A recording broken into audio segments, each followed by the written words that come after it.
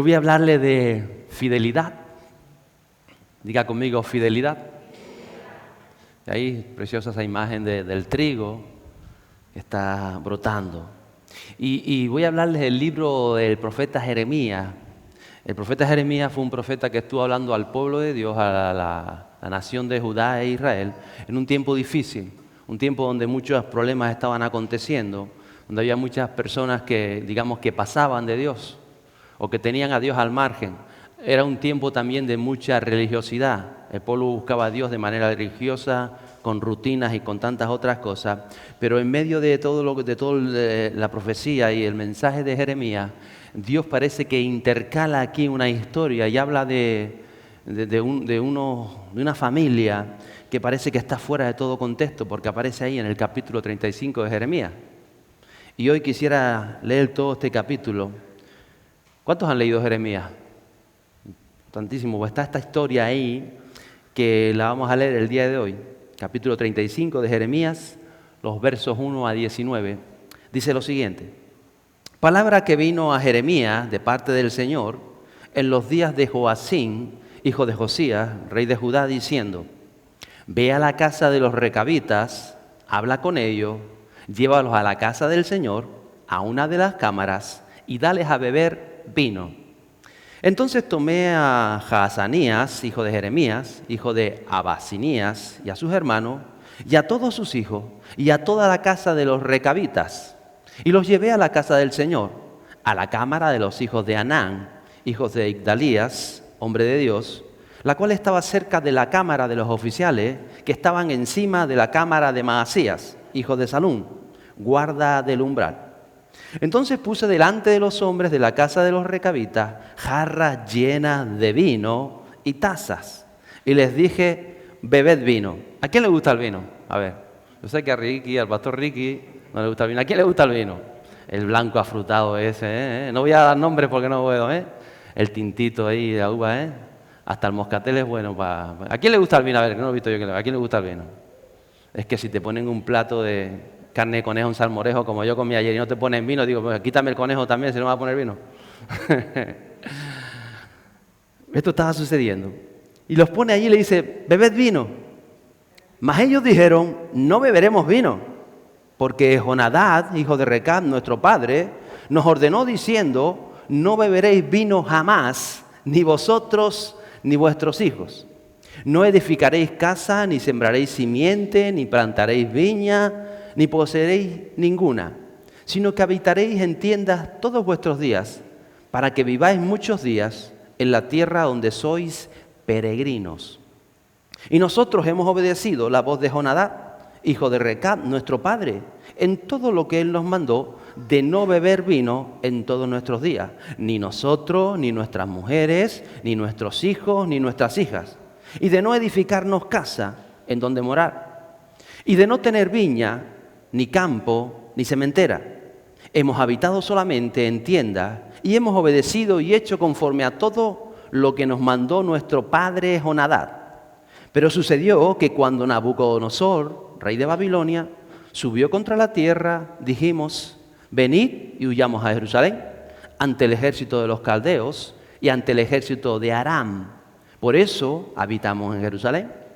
Entonces vino palabra del Señor a Jeremías diciendo: así dice el Señor de los ejércitos, el Dios de Israel: ve y di a los hombres de Judá y a los habitantes de Jerusalén: ¿no aprenderéis a escuchar mis palabras? Declara el Señor. Las palabras de Jonadab, hijo de Recab, que mandó a sus hijos de no beber vino, son guardadas. Por eso no beben vino hasta hoy, porque han obedecido el mandato de su padre. Pero yo os he hablado repetidas veces y con todo no me habéis escuchado. También os he enviado a todos mis siervos los profetas, enviándolos repetidas veces a deciros: volveos ahora, cada uno de vuestro mal camino, enmendad vuestras obras y no vayáis tras otros dioses para adorarlos, y habitaréis en la tierra que os he dado a vosotros y a vuestros padres. Pero no inclinasteis vuestro oído ni me escuchasteis. Ciertamente, dice Dios, los hijos de Jonadab, hijo de Recab, han guardado el mandato de su padre, les ordenó, pero este pueblo no me ha escuchado. Por tanto, así dice el Señor, Dios de los ejércitos: el Dios de Israel, he aquí traigo sobre Judá y sobre todos los habitantes de Jerusalén toda la calamidad que he pronunciado contra ellos. Porque les hablé, pero no escucharon. Y los llamé, pero no respondieron. Entonces Jeremías dijo a la casa de los recabitas, así dice el Señor de los ejércitos, el Dios de Israel: por cuanto habéis obedecido el mandato de vuestro padre Jonadab, guardando todos sus mandatos y haciendo conforme a todo lo que él os ordenó, por tanto, así dice el Señor de los ejércitos, el Dios de Israel: a Jonadab, hijo de Recab, no le faltará hombre que esté delante de mí todos los días. Ese es todo el capítulo 35 de Jeremías, que como les digo es un capítulo que está ahí intercalado de alguna manera dentro de toda la profecía del profeta. Y es un capítulo que parte de Dios, que es Dios el que le dice a Jeremías: ve y llama a los recabitas. Y está hablando de fidelidad. Hay un hilo de pensamiento en los últimos mensajes. Recuerden, hemos hablado de Moisés, que tuvo que ser fiel al llamado de Dios, aunque al principio quiso resarcirse y no quería ir, al final fue fiel al llamado de Dios. Tuvo Pastor Ricardo hablando aquí el martes anterior de identidad, que tenemos que ser fiel a nuestra identidad, porque vamos a recibir esos beneficios. Hablaba yo el domingo pasado de atrevernos a obedecer, ser fiel a la palabra de Dios y al Espíritu Santo que está en nosotros. Y habló el pastor Tomás este mismo martes de los sueños, de ser fieles a Dios para alcanzar esos sueños que Dios ha depositado en nosotros y que había que dejar toda cautividad.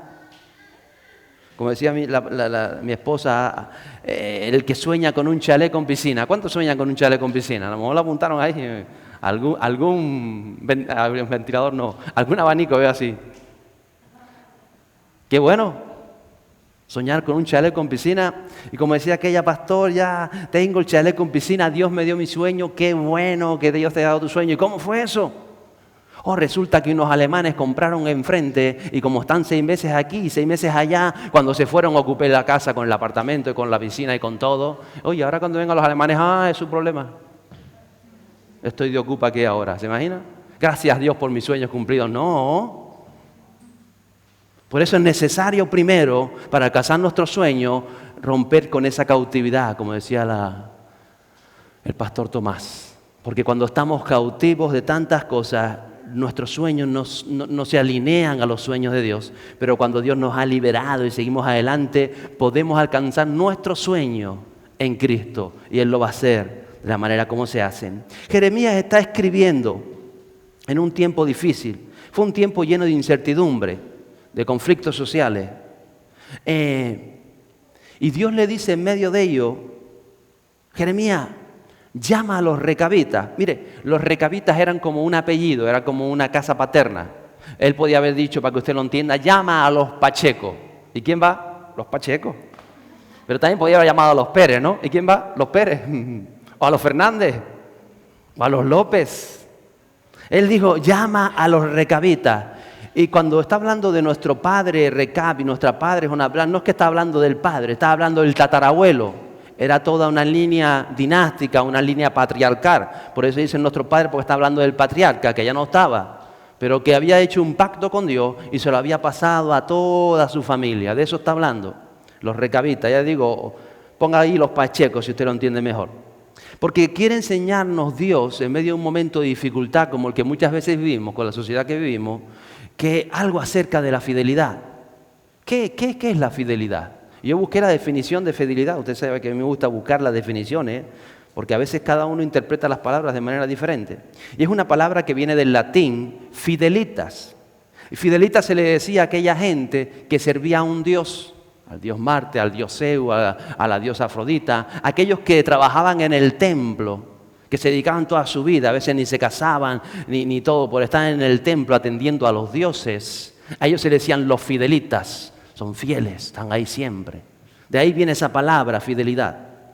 La definición en castellano, una de ellas, es actitud para comprometerse y ser constante respecto a sentimientos, ideas u obligaciones que se asumen. Por eso uno tiene que, cuando alguien se casa, es fiel a los votos matrimoniales, algo que te compromete, asume. En segundo lugar dice, es una capacidad para no engañar ni traicionar a los demás o a uno mismo. Muchas veces nos traicionamos a nosotros mismos, no somos fieles a nuestros principios, a nuestras maneras.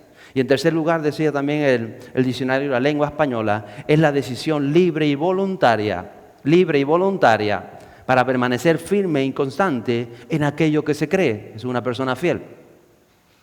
Todos somos fieles a algo en realidad. Porque el mismo egoísmo, cuando alguien es egoísta, es fiel a uno mismo. Y dice, yo soy lo primero están mis deseos, primero están mis sentimientos, mi comodidad, mis gustos, mi razón, primero soy yo. Está siendo fiel a uno mismo, ese es el egoísmo. Hay quien es fiel a una serie de televisión, ¿o no? ¿Cuántos han visto todos los capítulos de Friends, que lo han dado 15 veces por la tele? Ahí, algunos. Algunos se ríen. ¿Y qué de aquellos que son fieles a un equipo de fútbol? ¿Se creían que no iba a tocar el fútbol? No importa si juegan mal, no importa si juegan bien, no importa si pierden por 8 o pierden por 5, no importa si pierden en octavos o en cuartos, porque al final unos pasaron más que otros, ¿no? No importa nada, siguen siendo fieles a su equipo de fútbol. Y cuando nace el niño todavía no le han dado el beso, ya le están poniendo los colores de su equipo de fútbol. Lo conoce, ¿verdad? Claro que sí, todos sabemos que hay gente fiel hasta la muerte a un partido político. Se pelean aún con sus hermanos, con sus familiares, para defender un partido político, aunque lo hayan hecho mal o cambio. No. Son fieles a un club, a una religión, a un estatus, fieles a las opiniones, a tantas cosas, porque también hay una fidelidad destructiva, como hay relaciones tóxicas igual. Estamos rodeados de esa palabra fidelidad y no lo sabemos. Por ejemplo, cuando yo llego a casa de alguien o alguien llega a casa y dice, aquí tienen wifi. ¿Saben qué es el wifi, no? ¿Ustedes saben lo que es el wifi? Bueno, yo en Colombia cuando fui la primera vez me costó entenderlo. Digamos que llegamos allí y le decía, nos quedamos en casa, yo le decía, mira, ¿tienen wifi? Decían, pastores, ¿qué es wifi? Digo, wifi, pues tengo que mandar unos mensajes por WhatsApp allá para conectarme con... ¿Cómo hacen ustedes para conectarse con el mundo exterior? No sabía. Y al rato, pastor, usted está hablando del Wi-Fi. Digo, ¿Wi-Fi? Eso es Wi-Fi de toda la vida. Si va a alguno de esos países le van a decir Wi-Fi. Y no significa otra cosa que wireless fidelity. Saco el inglés americano y todo. Wireless fidelity. Diga conmigo fidelity. Ya sabe inglés, ya sabe más que yo. Que es fidelidad inalámbrica. Wi-Fi o Wi-Fi. Fidelidad inalámbrica. O sea que a veces estamos rodeados de esa palabra. También en el sonido cuando decimos imagen, high fidelity o hi-fi. Y no conocemos que es tan visual esa palabra. Hablamos de fidelidad todos los días. ¿Hay wifi o no hay wifi? ¿Hay fidelidad inalámbrica o no hay fidelidad? Porque creo y sé que Dios, desde el principio, desde el Génesis hasta Apocalipsis, está buscando a hombres y mujeres, jóvenes y ancianos, que son fieles. Está buscando fidelidad en las personas. Jesús lo dijo con muchas palabras. Él busca gente fiel desde el principio. Ya Dios quería conocer, que lo conocía el corazón de Adán, pero quería que Él lo revelara. Y solo le dijo una cosa, Adán, de todo puedes hacer con todo lo que quieras con tu vida, pero no se te ocurra tomar de aquello. ¿Y qué hizo Adán? No fue fiel a la palabra de Dios. No fue fiel. Y entonces Dios le dice a Jeremías, llama a los recabitas. Sé que es un tiempo difícil para ellos. Los recabitas eran nómadas que habían entrado en Jerusalén, una ciudad amurallada, por causa de la guerra. Venían los ejércitos persas y babilónicos y ellos dijeron, nos van a coger aquí en medio del país, vamos a meternos en Jerusalén, nos protegeremos ahí hasta que toda esta guerra acabe y volveremos a salir. Estuvieron confinados, tan confinados como nosotros un tiempo atrás. Y ahí estaban. Y ellos, como digo, vivían en tiendas porque no querían atarse a la tierra. Hay unos principios que aprendemos de los recabitas y que Dios los pone en este lugar. Ellos sabían que eran peregrinos, que no pertenecían, que estaban ahí de paso. Jesús lo dijo con otras palabras.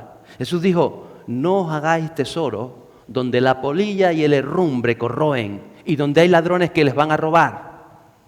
Y hasta la fecha han pasado 2000 años y siguen habiendo ladrones, ¿verdad? Y dijo Jesús, más bien haceos tesoros en el cielo. Porque los tesoros del cielo los puedes bajar a la tierra. A veces cuando decimos hacernos tesoros en el cielo, estamos pensando que es cuando me muera que tomo esos tesoros. No, los tesoros del cielo son para la tierra. Como los tesoros que tú haces en lo terrenal están en la tierra, cuando tú haces tesoros en los cielos, lo que hace es que haces el tesoro y lo bajas a la tierra. Esto es importante entenderlo. Porque la riqueza, cuando Dios habla de riqueza, poco tiene que ver con lo que hablamos nosotros. En otras palabras, le está diciendo Jesús, anhela lo que viene de Dios. Lo que es eterno, la dirección de Dios, la sanidad, la salvación, la llenura de Dios, esos tesoros de Dios que tú acumulas y que luego te son dados para ayudar a otros, para romper las murallas de las personas, para ser rico de verdad. Para que cuando los demonios te vean caminando y dicen, este hombre es rico en el reino de los cielos, y usamos esa riqueza en beneficio de otros aquí en la tierra. No piense que es para más allá los tesoros. Por eso tenemos que entender todo esto que está en la palabra de Dios y hacernos tesoros en los cielos. Para poder ser generosos con todo lo espiritual, donde verdaderamente hay necesidad de Dios que es aquí en medio de nosotros. Entonces uno tiene que ser fiel a la libertad que tenemos en Cristo y no volver a la esclavitud del pecado que a veces sucede.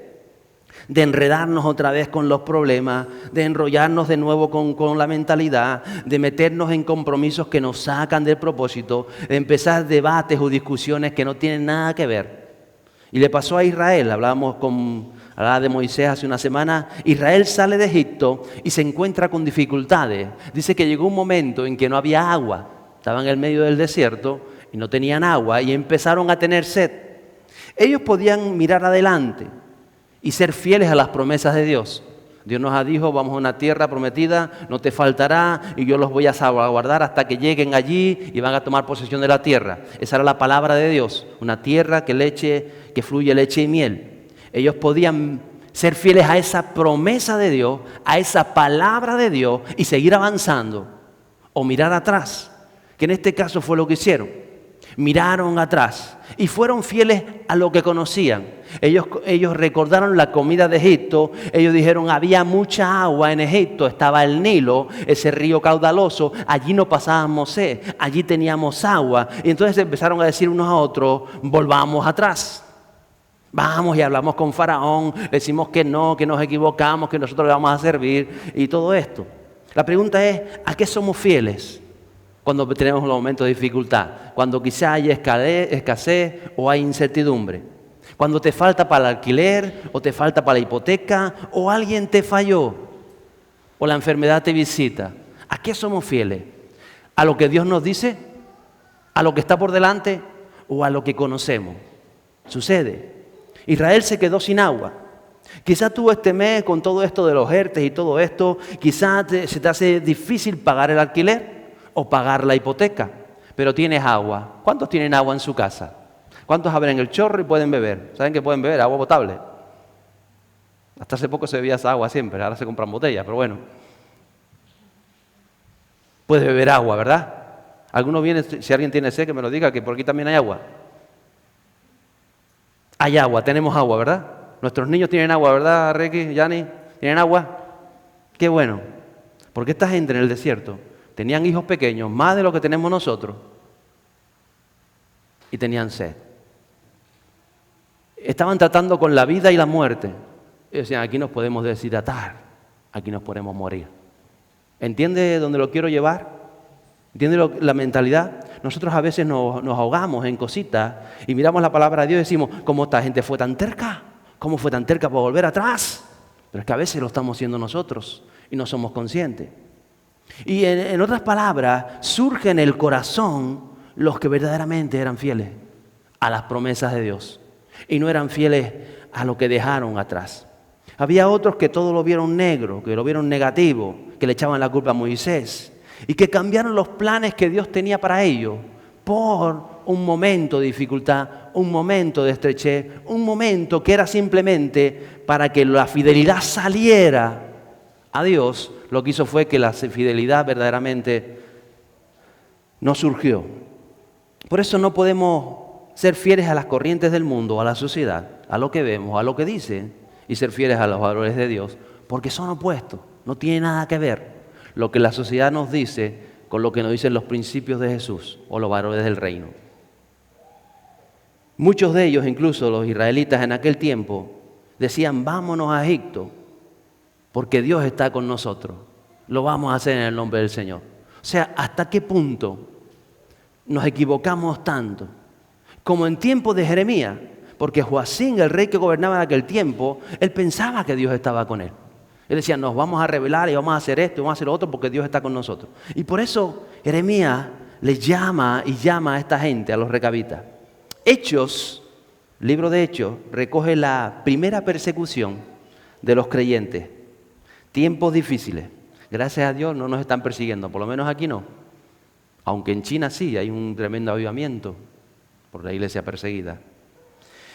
La primera persecución se encuentra en Hechos y es cuando matan a Esteban. No lo mataron con una soga, lo mataban a pedradas. Y cuando aquellos creyentes tienen que dejar sus casas y salir de Jerusalén. Y muchos de ellos llegaron a la ciudad de Antioquía, que estaba más al norte. Pero no llegaron apenados, no llegaron tristes, no llegaron quejándose, no llegaron como víctimas diciendo, ay, nos quitaron las cabras, nos quitaron la tierra, el negocio que tenía en Jerusalén, me quitaron la casa, me dieron de palo, no pude coger ni la ropa, aquí estamos llorando y, ay, qué pena nuestra. No, no llegaron así. Llegaron ellos como portadores de un mensaje de vida. Ellos entraron a Antioquía y revolucionaron la ciudad. ¿Dónde vienen ustedes? Venimos de Jerusalén porque hemos conocido al Dios verdadero, Jesucristo es real, y por causa de eso nos han perseguido, nos han cegado, nos han quitado todo, pero aquí estamos recabrando el amor de Dios y vamos a orar por ustedes que van. ¿Entiende cómo llegaron a Antioquía? ¿Cómo llegaron? Como nosotros cuando pasamos momentos difíciles, vamos para adelante, ya que está todo, vamos para adelante, vamos para adelante, ¿o no? Con fe, con esperanza, diciendo no importa lo que queda atrás. No importa lo que me hayan quitado, no importa lo que tenga que perder. Yo sé quién me ha llamado y voy para adelante. Capítulo 11 de Hechos, versos 22 y 23. Dice, la noticia de esto llegó a oídos de la iglesia de Jerusalén y enviaron a Bernabé a Antioquía, el cual cuando vino y vio la gracia de Dios, se regocijó y animaba a todos para que con corazón firme permanecieran fieles al Señor.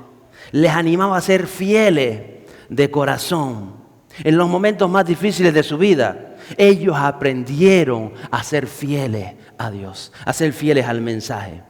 Y cuando tú eres fiel a Dios, la iglesia crece, porque tú eres fiel a Dios, porque tú llevas fortaleza, porque el Espíritu Santo nos unifica y nos consolida cuando tú eres fiel al mensaje del Evangelio, al mensaje de la palabra de Dios. De eso está hablando el libro, capítulo 11 de Hechos. También dice el verso 24, el que le sigue, que Bernabé era un hombre bueno y lleno del Espíritu Santo y de fe, y una gran multitud fue agregada al Señor.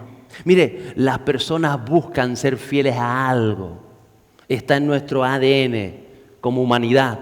Ser fieles a algo, por eso se junta un partido, por eso se junta un club, por eso se junta un grupo, por eso los jóvenes buscan la pandilla, lo necesitan, ser fieles a algo. Pero por desgracia mucha gente está siendo fiel fuera del reino de los cielos. A veces a nosotros somos fieles a tantas otras cosas, pero no somos fieles verdaderamente al Señor. Por eso Dios nos llama, como llamó a los recabitas. Queremos ser fieles a algo. Las personas están cansadas de ser fieles a tantas cosas que las frustran, que a lo mejor te dan la felicidad o la alegría unos instantes, pero después ya te vuelves a estar apenado. Cosas efímeras que no producen nada adentro. Lo único que verdaderamente te llena, te mueve, te hace soñar, como decía el apóstol el martes, y te hace salir adelante, es esa fidelidad a Dios. Cuando tú eres fiel a Dios, toda tu vida por dentro es volcada y sabes que eres parte de algo grande, algo sublime, algo que está por encima de ti, algo que está por encima de todos nosotros y se llama el Espíritu Santo y la palabra de Dios. A eso somos. Eso estaba sucediendo en Hechos. Por eso cuando Dios trata nuestro corazón, Él busca esa fidelidad. Y todo cambia cuando el Espíritu Santo nos llena y nos inunda. Estas familias que huían de Jerusalén, estos primeros cristianos que estaban siendo perseguidos, se quedaron sin trabajo, sin casa, sin negocio, sin nada, pero llegaron a Antioquía y transformaron una ciudad. El primer avivamiento que aparece fuera de Jerusalén es en Antioquía. Y fue donde por primera vez se les llamó a los cristianos, precisamente cristianos. Antes le decían otras cosas, pero en Antioquía fue tal la revolución, fue tal el avivamiento de estos hombres de fe, de estas mujeres, de estos jóvenes, de estos niños, que llegaron sin nada, que podían haber llegado llorando, Podían ver, ay, qué pena, porque no. Ellos llegaron creyendo, ellos llegaron cambiando la ciudad, transformando las vidas. Y entonces empezaron a llamarlos en esa ciudad, ahí están los cristianos. Y ahora nosotros nos llaman cristianos, ¿verdad? Porque había gente fiel hace 2000 años que transformaron aún los conceptos y las palabras del vocabulario. A veces no entendemos todas estas cosas. A veces queremos y estamos luchando humanamente porque el concepto familia es aquello y ahora lo quieren aprobar. Y el concepto matrimonio, paja, basura. Verdaderamente los conceptos son los que nacen en el corazón del hombre. Pueden aprobar todas las leyes que quieran. Si tú eres un hombre fiel, una mujer de Dios, si tú vas adelante, van a cambiar los conceptos en esta isla para la gracia de Dios. ¿Lo entiendes? Pero van a cambiar desde adentro. No es lo que te diga el diccionario, lo que dice la palabra y lo que tú vas a experimentar en tu propia vida, que es una relación, que es una familia, que es un matrimonio, que es la iglesia. Porque usted sabe que dice la palabra de la iglesia, la gente piensa en el catolicismo, piensa en una jerarquía. No, ¿qué es la iglesia? Usted tiene que saber qué es la iglesia y que usted forma parte de la iglesia de Jesús. Y paradojas de la vida, versos 25 y 26. Dice, y Bernabé salió rumbo a Tarso para buscar a Saulo. Y cuando lo encontró, lo trajo a Antioquía. Y se reunieron con la iglesia por todo un año. Y enseñaba a las multitudes. Y a los discípulos se llamó cristianos por primera vez en Antioquía. Recuerda, apedrean a Esteban. Saulo de Tarso está presente. Aquella gente tiene que salir de Jerusalén huyendo, perseguida. Se va a otra ciudad. Los creyentes huyen, pero por su fidelidad provocan un avivamiento en esta ciudad. Mandan desde Jerusalén los apóstoles a Bernabé, y Bernabé, cuando ve todo lo que está sucediendo, va a buscar a Saulo, aquel que había apedreado a Esteban, que había producido que el avivamiento se despertara en Antioquía. Paradojas de la vida. Mire cómo trabaja Dios. Y nosotros inventamos tantas cosas pensando que Dios tiene que hacer o que no tiene que hacer. Usted lo que tiene es que ser fiel. Que ya Dios lo hace. Dios se encuentra con Saulo, lo deja ciego por 3 días, le dice esto, él conoce el corazón y llega Bernabé, habían orado por Ananías, que lo comenté la semana pasada, viene Saulo, se convierte en Pablo, va a Antioquía y es poderoso lo que sucede en la palabra de Dios. Diga que está a tu lado, ¿así funciona Dios? Le doy un aplauso a Él, así funciona Él.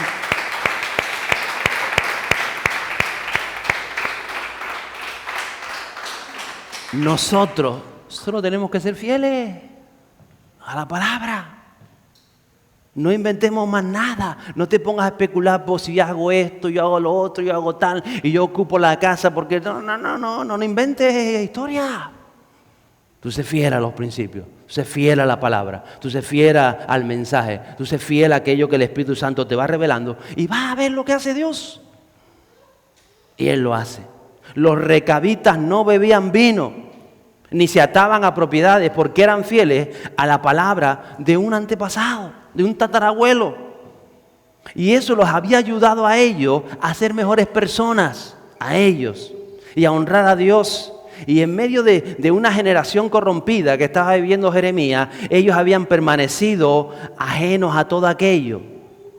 Cuando tú eres fiel en tu posición laboral, en tu empresa, en tu trabajo, cuando tú eres fiel en tu función familiar, como hombre, como padre, como esposo, como hijo, como abuelo, como abuela, cuando tú eres fiel como ciudadano o como residente de este país y cumples con tus impuestos y cumples con tus deberes y cumples con tus obligaciones, cuando tú eres fiel a tus compromisos sanos, no vas a ser fiel a compromisos, entienda, a los sanos, fiel a los principios de Dios y honras lo que debes honrar, estás siendo fiel a Dios. Los recabitas estaban siendo fieles a una palabra del tatarabuelo. Ellos y sus hijos y sus mujeres y nadie bebía vino, ni vino ni nada de alcohol. Y no compraban y no tenían pertenencias materiales, salvo los ganados. Entonces Dios nos llama, como llamó a los recabitas, y comenzó a tratarlos. Porque era la única fidelidad que había visto en aquel tiempo dentro del pueblo de Dios. Diga, levante su mano derecha, diga, yo quiero ser recabita. Diga, yo quiero ser recabita. Es el concepto espiritual de la palabra. Esto es recíproco. Cuando tú aprendes a ser fiel a Dios, Vas a ser fiel a tu esposa, a tus amigos. Vas a ser fiel a amar a las personas como nos enseña la palabra. Vas a ser fiel a tu palabra. Cuando tú quedas, tú cumples. Cuando tú dices a las 8, a las 8. Cuando tú dices esto, esto. Tienes que ser fiel a tu palabra. Tienes que ser fiel a lo que dice. Tienes que ser fiel a lo que Dios te va enseñando y mostrando. Hay muchas cosas que aún no conocemos, que no nos son reveladas, porque Dios está tratando también la fidelidad. Porque una vez que te las revela, vas a tener que ser fiel a esa revelación de Dios. ¿Recuerda la vida de Daniel? ¿Cuántos han leído el libro de Daniel, el profeta Daniel? Salió una ley gubernamental que decía que por el espacio de 30 días en todo el imperio persa no se ore a Dios, nadie haga ninguna petición a ningún Dios. Y si alguien tiene que hacer una petición, que la haga el emperador. Y dice que Daniel llega, dice, muy bien, las leyes gubernamentales. Dice que él todos los días abría las ventanas de su lugar secreto, se arrodillaba, se postraba y oraba, ¿cuántas veces? 3 veces al día. Aprenda el libro de Daniel. Una de las cosas más importantes es el tiempo de intimidad con Dios que vemos en Daniel. Cuando se enteran porque le habían puesto eso, porque sabían que él lo iba a hacer sí o sí, saltarse las leyes humanas, cuando hay una ley superior, dice que el mismo emperador que él tenía feeling con Daniel, intentó librarlo, pero no podía, porque el mismo emperador había sellado el edicto y ni siquiera el emperador podía romperlo. Y entonces Daniel dice, no pasa nada, mi emperador. Bóteme al foso de los leones, que era el castigo para los que oraran, ¿verdad? Yo iba a seguir orando, no pasa nada. Bóteme usted al foso de los leones y quédese tranquilo. Yo le perdono, si no pasa nada. Y dice que, recuerda la historia, ¿verdad? ¿Cuántos conocen la historia? Los niños la conocen, que la tuvieron hace poco allí detrás. Lo tiraron al foso de los leones y ahí tuvo visiones y vio mensajeros y vieron ángeles que ataron a los leones y no pasó nada. Y Daniel se pasó toda la noche abrigado entre las leonas, ahí acurrucado porque hacía frío y se lo pasó pipa. Y hubiese gustado estar ahí esa noche. ¿A cuánto le hubiese gustado estar ahí esa noche? Con los leones mansitos. ¿O no le gustan los leones en el circo y todo esto? No, a mí me hubiese gustado estar ahí con los leones. ¡Buah! Le hubiese tirado hasta de la cola. Me pongo a jugar con ellos. Fidelidad. A veces queremos ver cosas de Dios, pero no somos fieles a Dios. La fidelidad de Daniel provocó que al día siguiente un edicto imperial señalara que el único Dios verdadero era el Dios de Daniel, que fue posible que hiciera que los leones no se comieran al profeta. ¿Entiende lo que hace la fidelidad? Su fidelidad a Dios. A veces no entendemos todas estas cosas. Nuestra fidelidad es la que cambia la atmósfera espiritual, la que vuelca los corazones a Dios. A veces queremos ser fieles fuera de, paralelos a la fidelidad. No se puede ser fieles paralelos a la fidelidad de Dios. Tenemos que ser fieles a Dios si queremos ver la mano de Dios, lo que Dios nos dice. Y el reino de Dios, lo grande de esto es que no te va a imponer la fidelidad. Eso no se impone. Nadie puede obligar a otro a ser fiel, ni Dios te obliga a ser fiel. ¿Vas a ser fiel? No. Dios no puede obligar a nadie a ser fiel. Eso sale de un corazón agradecido, arrepentido, sale de un corazón que le busca. Y en la medida que le vas encontrando y como cantamos, vas profundizando, tu vida comienza a ser fiel a ese mensaje de Dios y ser fiel al Espíritu Santo. Por eso, recuerdo cuando estuvimos en Colombia hace un tiempo atrás, hay unas zonas de avivamiento que es que te sorprende porque el solo concepto aquí no se puede concebir. Que la gente vaya a las 6 de la mañana, que empieza la vida ya un poco antes, vaya a trabajar y esté todo el día y cuando terminan sus jornadas de trabajo, en lugar de ir a sus casas, se van a los lugares de culto todos los días. ¿Cómo va a ser eso, pastor? Aquí no venga todos los días que está la puerta cerrada, pero allá voy a ir todos los días. Porque ellos entienden que si yo estoy 10 horas en un trabajo para recibir un sueldo y estoy aquí, ¿cómo no voy a tener un tiempo al día para estar en la casa del Señor, alabando al Señor y buscando de Dios? Y eso lo vemos en esos lugares de avivamiento. Pero no es una carga, no es una obligación. No. Quieren. Porque hay una dimensión nueva, una revelación espiritual. Yo sé que a veces nosotros vamos el domingo, y decimos, qué bueno que estoy aquí, qué bueno que vine. De esos 2 besos que se lo merece. Qué bueno que vine, ¿verdad? Si vemos el libro de Hechos, o el mismo epístola de los Corintios, vemos cómo la iglesia todos los días se reunía, que era donde tenían la Santa Cena. La Santa Cena no era el pedacito de pan, no, era la cena. Es decir, la comida, la cena por la tarde, a última hora de la tarde. Ellos salían de sus trabajos y en vez de ir a cenar a sus casas, iban a cenar a la iglesia. Y ahí tenían sus reuniones, y ahí compartían y danzaban. Y los niños, como hoy en el ensayo, que estaban saltando y brincando y tal. Después en los cultos ya se ponen más vergonzosos. Pero en el ensayo saltaron por ahí, uno se puso con la guitarra así, una guitarra sin cuerda que estaba guapo. Porque puedes estar así y no suena, pero está guapo. ¿Sabe lo que le digo? Es otra manera de ver la vida. Pero eso no se puede imponer. Eso nace en los corazones. Ese deseo. Nacía en los corazones. Un encuentro donde pasaban tiempo juntos. En lugar de estar delante de la tele o de internet, ellos iban a los lugares de culto y compartían. Y llevaban ahí, el que tenía llevaba la tortilla y el otro llevaba lo otro. Y era cada día. Los niños ahí aprendían, los niños era otra manera completamente diferente de ver la vida. Hechos capítulo 2, versos 46 y 47.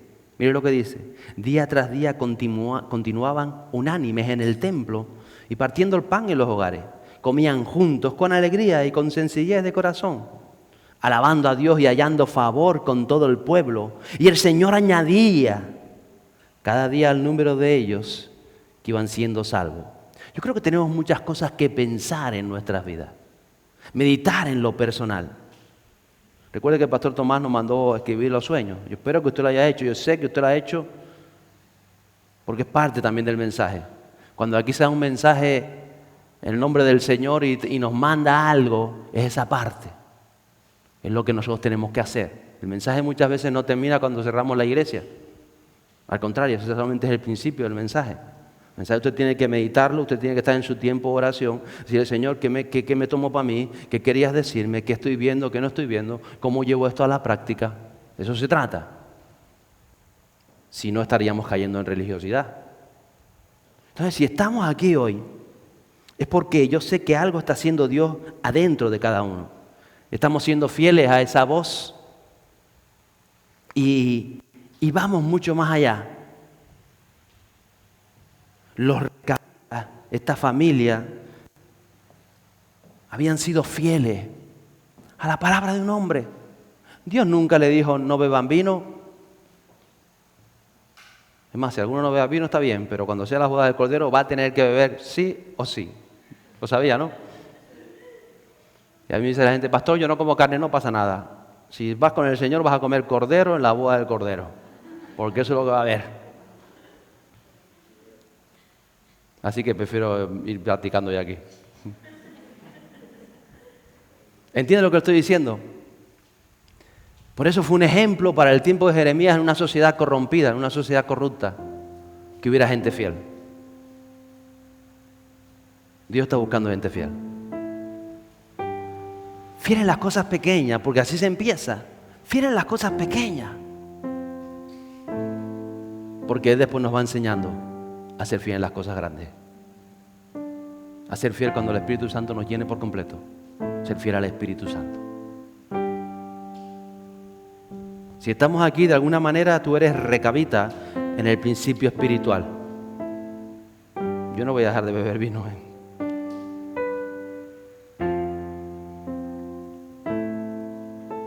Pero sí voy a ser fiel en aquello que aún me falta.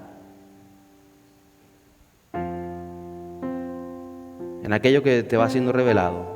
Y el Espíritu Santo te señala y te va diciendo, ahora estás preparado para dar un pasito más. Porque había una promesa para los recabitas. Miren, las murallas de Jerusalén fueron derribadas poco después de que el profeta profetizó. Pero los recabitas permanecieron. Y Dios le había dado esta palabra. se va a desquebrazar todo el mundo, se va a destruir, se va a destruir. Van a haber cosas que ni siquiera alcanzan ustedes a imaginar hoy.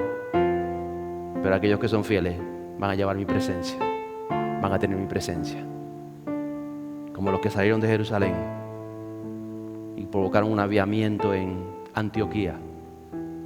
Y cuando los persiguieron en Antioquía llegaron hasta Roma y cambiaron el mundo.